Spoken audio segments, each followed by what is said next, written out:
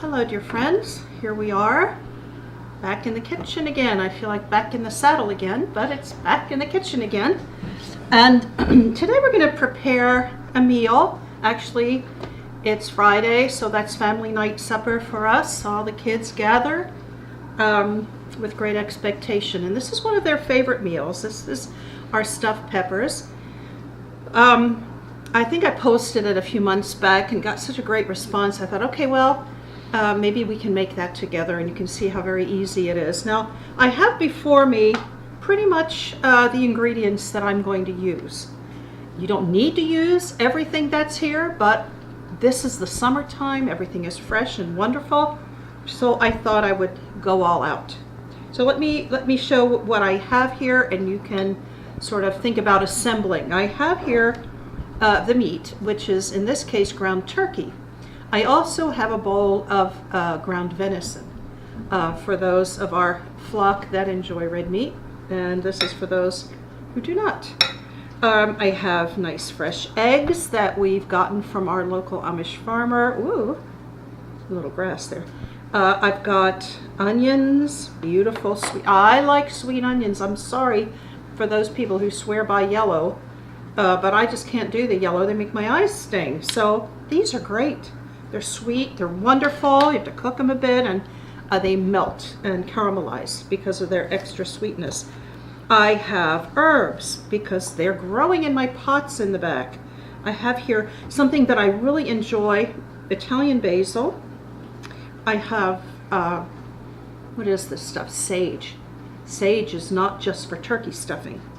But since we have a poultry filling with this, I think we'll use some. I have here purple Italian basil.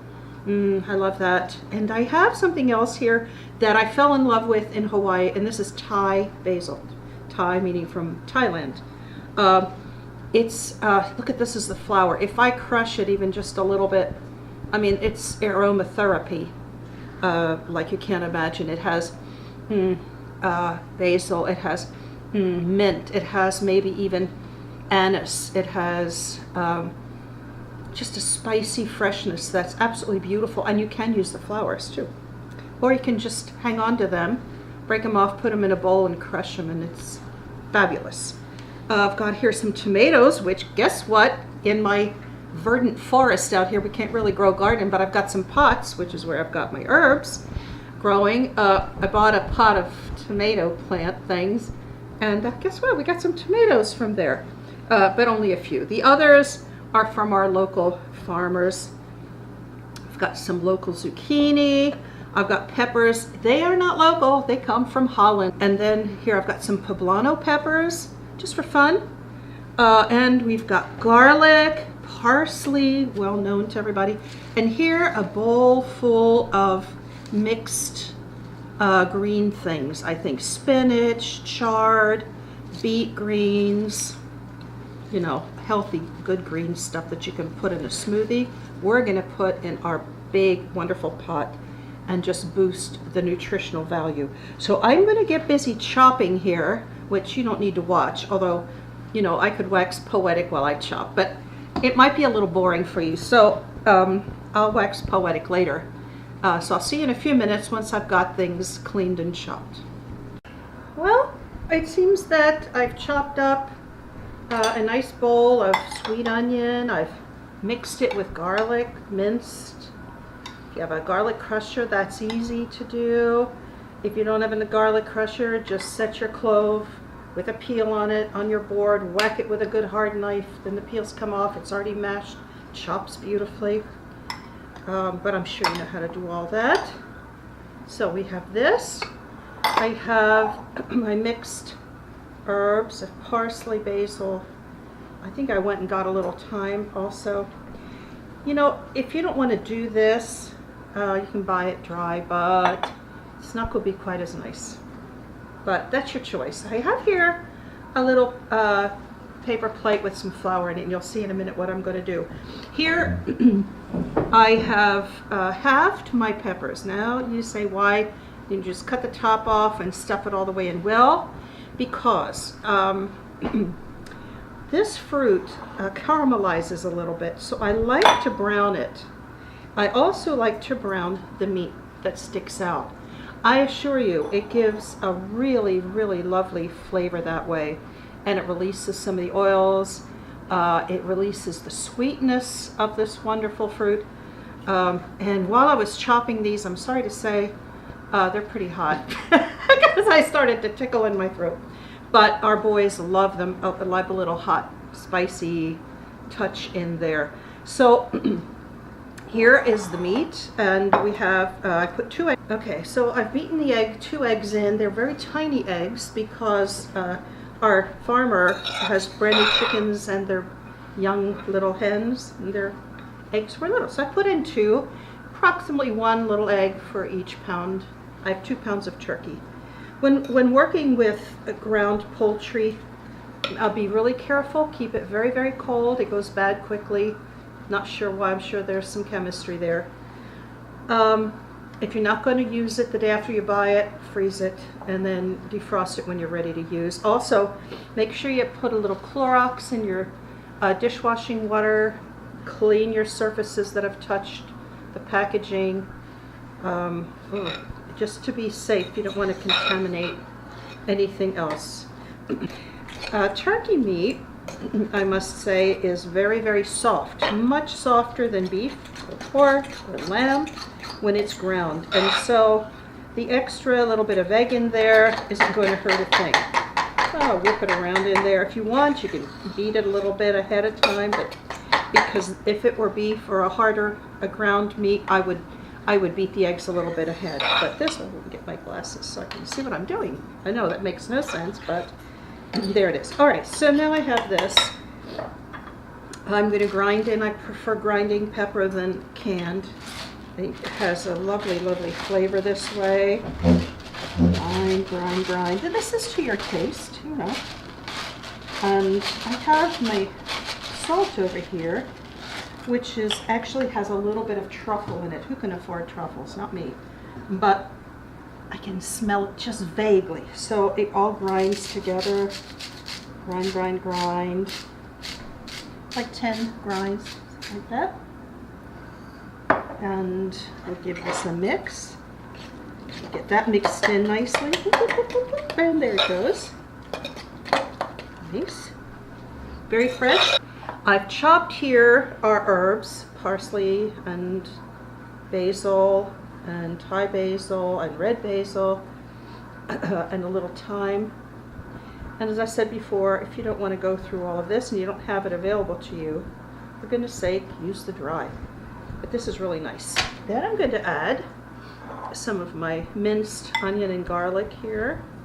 I'm going to use most of it because I have the other bunch of meat I'm going to use is 1 pound of venison. The guys all say they prefer the red meat, but then when this is on the table, they end up eating all the turkey stuff anyway. So there, so I get most of it in there. Yeah, 2/3 of it, let's say. I'm going to mix this together until it's nicely combined. You can use your hands if you want to. It smells nice. Ooh. When you chop your herbs very finely like that, it crushes them, releases the aromatics. If you have a mortar and pestle, pesto, anybody ever see that Danny Kaye show that he did years ago? About the vessel with the pestle. I don't know how it goes, but it's cute. Then you can release more aromatics yet. There. Okay, so I think this is good. So now we're going to take one of our peppers. What's interesting about peppers is, you know, they're a member of the nightshade family. When we say nightshade, we think poison. Yes, there's the belladonna plant, the beautiful lady flower that's extremely poisonous. You don't want to have any truck with that one. There, kind of plug it in there. And I'm going to take it and just do a face plant in my flour, just like that, and knock most of it back off. Why? It helps it hold together. It's really easy for this whole thing to melt right out again, and then I have a mess. And yes, so we'll try one of those. Let's see how it works in our nice poblano. This is supposed to be the mildest of the hot peppers. However, the book says, I read about this, that if it's growing in a kind of a dry, if it's maturing at a time of dryness, not too much wet, it's going to be hotter. And the moister the soil or environment, the milder it is. So this guy was high and dry. And you don't have to use colored peppers either. You can use green, whatever your budget allows, whatever your pocketbook permits, green or great. Now, with that said, the nightshade family plants do contain a toxin. So it used to be thought that if you consumed the leaves of these plants that you would croak. However, not really unless you ate a whole lot of them. What am I doing here? Oh, I have to dip this in? I have to dunk it? Right, I'm playing with it. I always did love to play mud pies, kind of like that, harkening back to my childhood. So you could actually, a tomato is also nightshade, potato is nightshade, eggplant is nightshade, although we discard the stems and the leaves because, we don't need those. But you could, in a very small quantity. I'm not suggesting it, so don't go eat this, end up in the hospital. Francine said, but no. But it's not quite as poisonous. I guess in this case the dose makes the poison. 3, couple more. You could use this stuffing. Because my grandmother, when she had an overabundance of tomatoes in her garden, especially the nice littler ones, she'd clean the insides, or cut them in half, or just cut the tops off if they were tiny, scoop out the innards, save that, of course, because that made the sauce, and she'd stuff them like this, saute them in a little butter, and when the meat was brown, flip them over, and the tomato was a little brown, then she'd add the rest of the tomato juice, seeds, pulp, let that simmer slowly. She had a Le Creuset also. I don't know if it was that brand, but it was that type of a pot, and oh my gosh, was that delicious. And of course, she always had the fresh herbs also. This so reminds me of her. She was the jokester of the family and told body jokes. I'm sure she would not like me, sorry, Meme, would not like me to confess that at this time. All right, so now we've got a few ready to put in the sauce pot. Oh, I'll bet you might think that peppers and tomatoes harken from, what would you say, especially tomatoes? Italy, right? No. South America, especially Central America. And they were brought to us by none other than the captain of the Nina, the Pinta, and the Santa Maria, Christopher Columbus. He found them, brought them to Europe. Now, there's all kinds of stuff. When we do a tomato dish, I'll tell you the story of all the litigation that the poor tomato went through. But in Italy, in southern France, Spain, the warmer countries, they ate the tomatoes, the peppers. In England, they were afraid of it, and it was just an ornamental thing, which was beautiful, wasn't it? So were the pepper plants. So anyway, I'll be back. Well, I think we're ready to do some cooking finally. I have 2 pots here. Both of them are beloved pots. I have relationships with my pots, as you can tell. They're all-clad pots. They're very heavy on the bottom. This stove in particular, because of the height of the flame, I would burn through a different kind of a vessel, or it would all distort. So I use all-clad. They last forever. Their inner surface is so glossy that things very seldom stick. Or if they do a little bit, put a little water in, and it's wiped out. So I have two pots. Why? Well, one is where I'm going to saute the peppers that we've prepared here with the meat. The other one, I'm going to prepare a bed for these peppers once they're browned. And the bed is going to consist of these lovely ripe tomatoes off the vine. I'm going to coarsely put a little bit of olive oil in there, just enough to not stick. I have to be careful with this pot and the stove. The stove's very, very hot. I don't know what the BTUs are, but they're enormous. You have to know your stove, right? And then this pot conducts very well, so in about 2 seconds it was hot enough that I could scorch this conceivably. Okay, a couple more. This is going to be just beautiful. I'm going to let these tomatoes, I'm going to put a whole lot more in. Seeds, peels, the whole thing. We're just going to leave them in here to simmer and saute very nicely. A lot of the water will reduce. My burner on? Yes. So maybe a little more. There. Here we go. I think my olive oil is hot on this side. So I will begin by placing the pepper meat side down. Carefully, carefully. There. There. You know that the nice thing about these peppers, and this is a very nutritionally, I don't know what the word is. It's a very nutritional meal. And so we have 4 peppers fit nicely in there. They will shrink a bit as they get hot. And then I'm going to have room to put 2 stuffed poblanos in as well. This color is beautiful. Beta carotene. Anything yellow and orange, probably red. So we begin.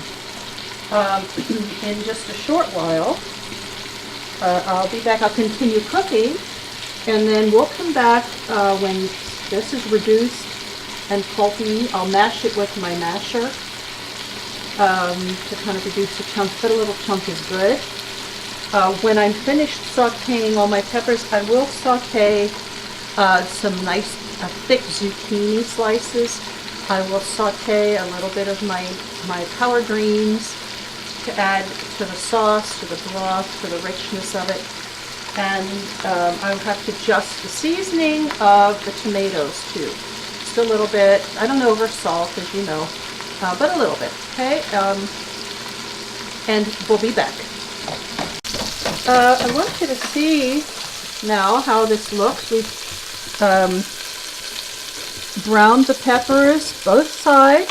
Flip them over very carefully, and not burned, but browned both sides of the pepper, and it's fabulous, fabulous smell. Oh gosh, gorgeous. And the tomatoes, as you can see, cooked down so beautifully. I did sprinkle a little salt and pepper on them before I laid the peppers in their bed. I've got some more cooking here. I'm also going to make a little space around here, take my zucchini and make sort of thickish chunks. Saute them as well. There's nice little brown bits in the bottom of the pan. Don't let that scare you. That's very, very tasty, kind of a little smoky. And I'm using 2. You can do however many you want. The greens that I will add later, just at the last, they don't need to cook a very long time. They'll just wilt and add their beautiful nutrition and flavor. And so we have this sauteing our last little few peppers. So I'm going to say 1, 2, 3, 4, say 4 to 5 medium peppers, medium to large peppers for 2 pounds of meat. Is about right. You know, and it all depends on the size of your peppers again. And I did put the, you know, the poblanos in through my count off. If you like hot peppers, you can use them all. All hot, or all sweet, or all green, or all yellow, or all red. Choices, choices, choices.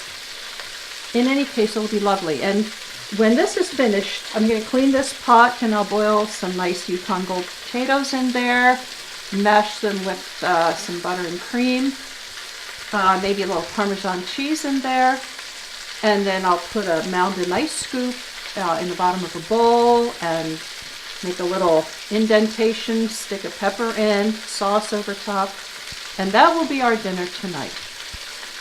So maybe we'll come back when this is all done and I'll serve a plate up for you. Okay, go ahead. Well, we're here ready to eat. The family's here. You might hear my little Colin, who is 2.5 in the background. Son is here, grandson is here. And this is what we're going to have tonight. Hi, Colin. What did you find? We have our stuffed pepper. With this one has the turkey in it. This one is the poblano that I have actually put the venison filling. We have some lovely mashed potatoes. We've got zucchini and greens here. And while we were waiting for this to simmer, I threw together a little plum galette for dessert, which is really, really nice. I'd love to stick my finger in that and lick it, but my sister Carolyn, the youngest, who is also an RN, cautioned me that that might not be hygienic. So I'm resisting, but I want to. So I guess I'll have to wait till dessert. I might have dessert first. Who knows? It's okay. There are no rules about that in this house. So anyway, bon appetit, everyone. I hope you give this a try. Good morning. It's Saturday, and we have completed our little Friday night family dinner last night. So everybody kind of showed up, and we didn't get a chance to finish what I wanted to say, so it all kind of happened hurly-burly. But this is just a little bit more on finishing those peppers. So we had them browned nicely. We had the tomatoes cooked down beautifully in a little bit of olive oil, a little salt and pepper, and we've stirred that and mashed it until I had 2 pots, a smaller pot, a larger pot. The larger pot held 2 pounds of ground turkey stuffed into as many peppers as I could get into there. The other pot was smaller because I just had 1 pound of venison with its lovely herbal filling also, and so I made 2 separate beds of tomatoes for those lovely peppers to lie in for a while. Altogether, that was another half hour afterwards, and this is what we did. We laid those peppers in that nice sauce, clap the lid on, put the burner way, way, way low, as low as you can on your stove, and just let that steam, because we want the meat to be fully, fully cooked. Okay, no raw meat in the center. It's not very nice, and then that allows the herbs and the garlic and tomatoes, garlic and onions to really release their flavor into the meat. And so when 25 minutes or so elapsed, I check, keep an eye on them. Look, if the tomatoes are really dry, keep an eye on that. You don't want that to stick to the bottom. Add a little water, just make sure everything is slushy. We don't stir because it would disturb our peppers, and then the meat would dislodge and it would be a big mess. So we had the peppers in there. We did put in some of the sauteed zucchini slices in there to simmer, and they're meltingly soft. I know I like my stir-fried zucchini kind of tender crisp, but somehow in that kind of a stewy consistency, when they melt in your mouth, they're really, really lovely. And then 5 minutes after, or for just 5 minutes, we're going to steam those power greens we had waiting. So we've steamed the peppers in their sauce 25 minutes. We add the power greens, clap the lid back on, 5 more minutes. and we're ready to serve. And the mashed potatoes were made. We had a little rustic tart with plums, which was really nice. We're going to do a show on pie crust and pies, rustic and fancy, and my favorite, which is just a one crust pie, either under or over. I think that's quite enough crust. And besides, I think the top crust that bakes is way more delicious than this gooey, steamy stuff underneath. But that's just my taste. So anyway, that's for another show. So anyway, our peppers came out really well. The kids all had seconds.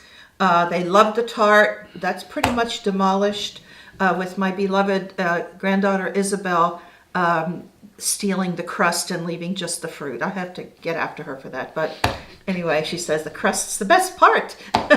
So I'm happy when the kids are happy. I'm happy when the family's together. I'm happy when we're sitting at the table, laughing, joking, eating, tasting, oohing and eyeing over things, and just being together. And that's our precious Friday night. So anyway, I hope you try this. I hope you have great success. Please let me know. If you liked it, share it. And I'll see you for the next show. Take care.